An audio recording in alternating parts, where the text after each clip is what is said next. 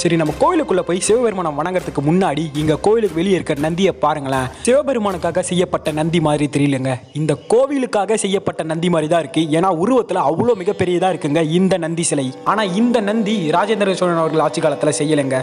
உடையார்பாளையம் ஜமீன் அவர்கள் தான் இந்த நந்தியை முழுக்க முழுக்க சுதைகளை கொண்டு செஞ்சிருக்காரு.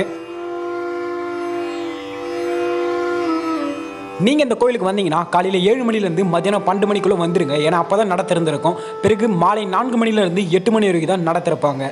இதற்கு இடைப்பட்ட வேலையிலும் கோவில் திறந்து தாங்க இருக்கும். நீங்கள் வந்தீங்கன்னா கோவிலுக்கு வெளியே தான் சுற்றி பார்க்க முடியும். அன்டைமில் வந்தீங்கன்னா கோயிலுக்குள்ளே இருக்க சிவபெருமானை நம்மளால் பார்க்க முடியாதுங்க.